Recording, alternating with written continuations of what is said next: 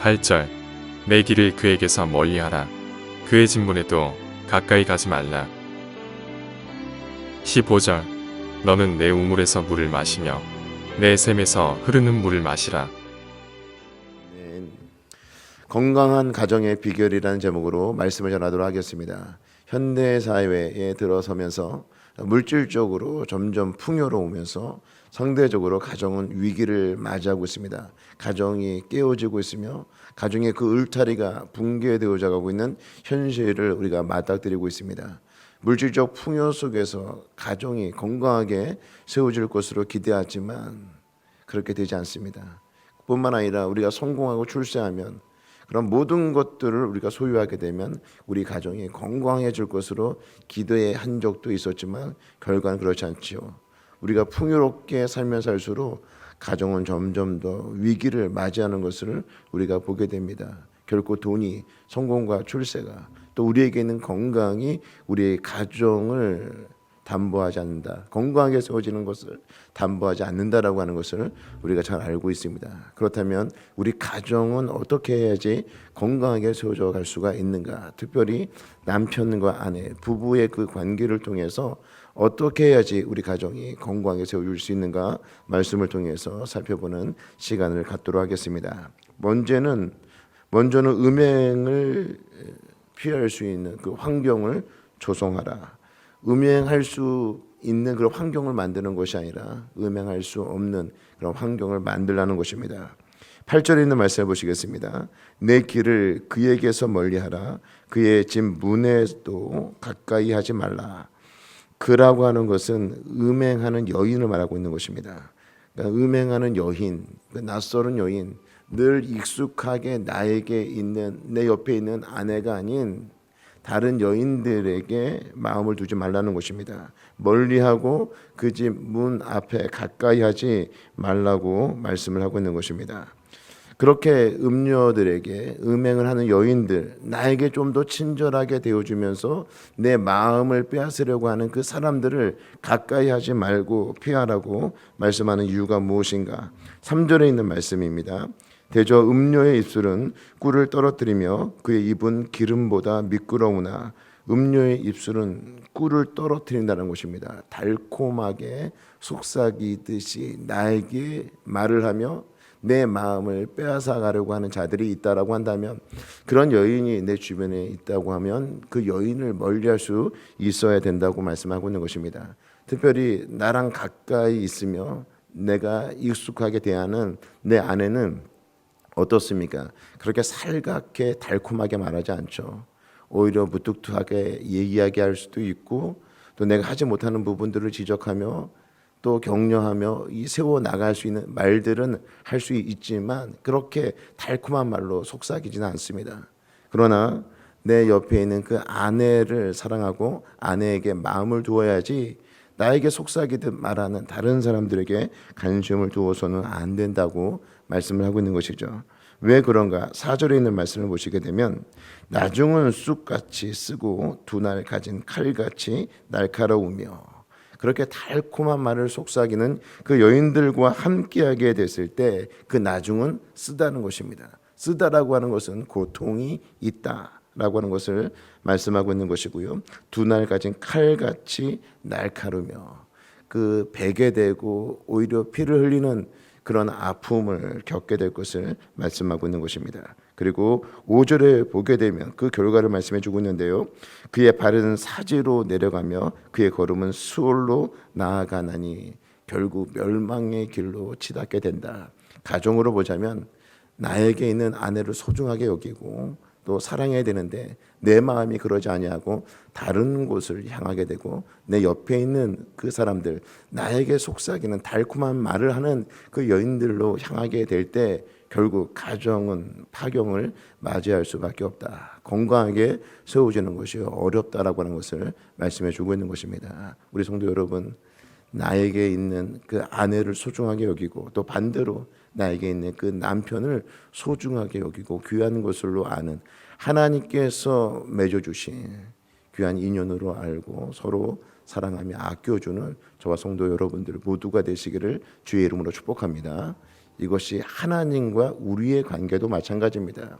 이 땅에 있는 것들에 우리의 마음을 빼앗기게 될 때 남편 되시는 우리 신랑 되시는 우리 주님께 집중하지 않게 될 때 주님과의 관계는 점점 멀어질 수밖에 없는 것이죠. 주님과의 관계가 멀어지도록 하는 그런 우리 주변에 있는 장치들이 있다라고 한다면 그런 것들을 걷어내고 우리 주님께만 집중하고 우리 주님만을 사랑하는 저와 성도 여러분들 모두가 되심으로 우리 하나님이 주시는 우리 주님이 주시는 그 풍성한 은혜의 복들을 받아 누리는 복된 성도 여러분들이 되시기를 바랍니다. 또 다른 면에서 보게 되면 나의 아내로 만족하고 나의 남편으로 만족하라는 것입니다. 15절에서 17절에 있는 말씀을 보시겠습니다. 너는 내 우물에서 물을 마시며 내 샘에서 흐르는 물을 마시라. 어찌하여 내 샘물을 집 밖으로 넘치게 하며 내 도랑물을 거리로 흘러가게 하겠느냐. 그 물이 내게만 있게 하고 타인과 더불어 그것을 나누지 말라.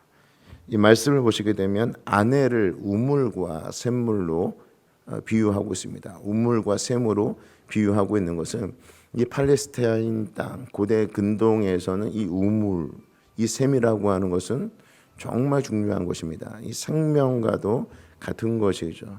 실제로 이 우물과 샘을 지키기 위해서 목숨을 걸고 다투는 일들도 비일비재하게 일어나기도 하였습니다.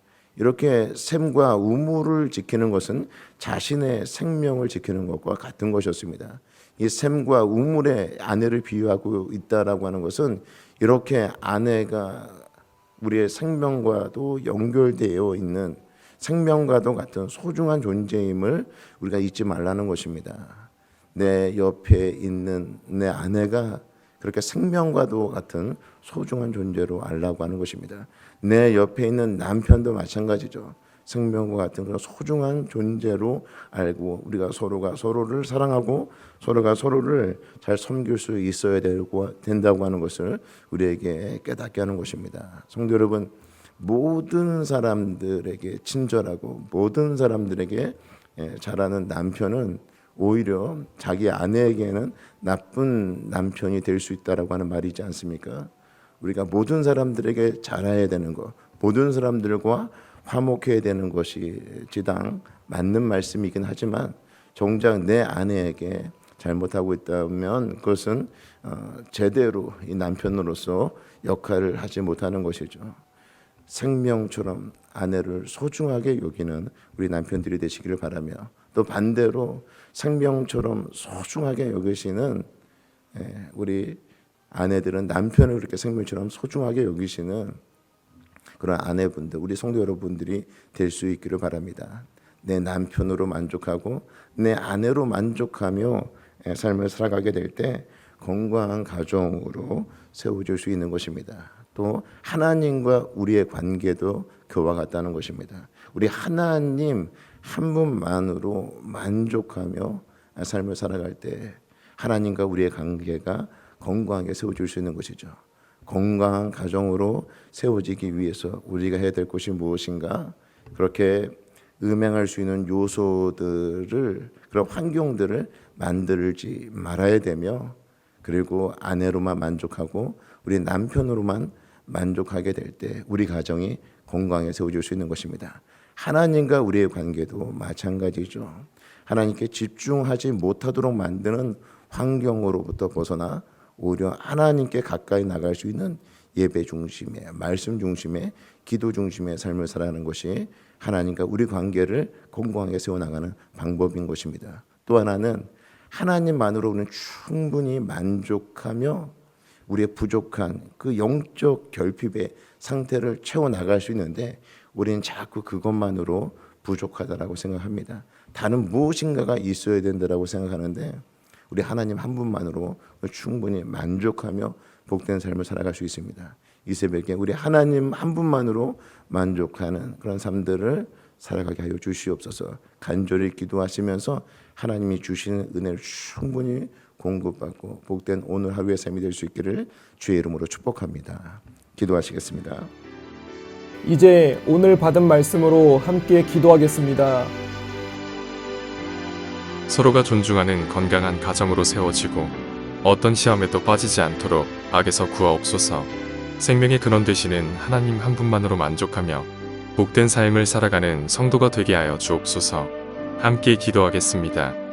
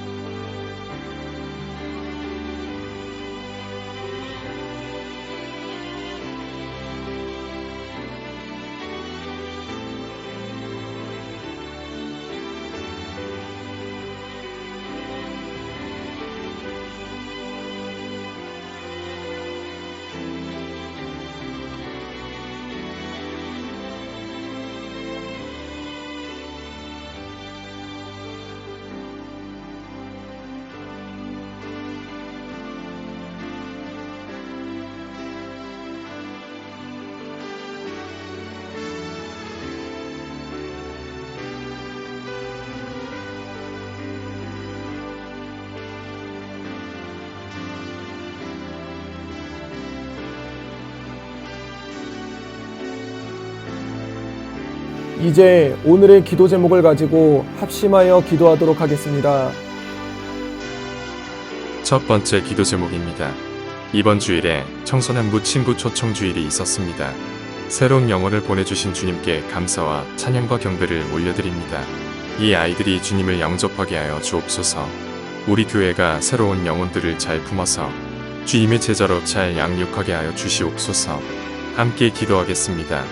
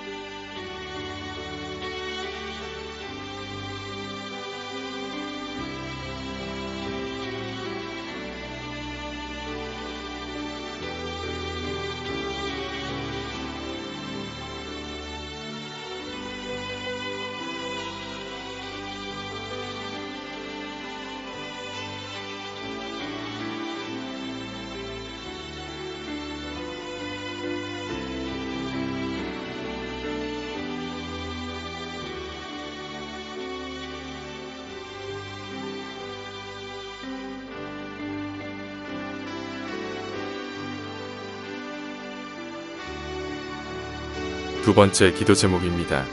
돌아오는 주일에는 위초등부에서 진행하는 해피데이가 있는 날입니다. 이 시간을 통해 새로운 영혼들이 모일 수 있게 하여 주시옵소서.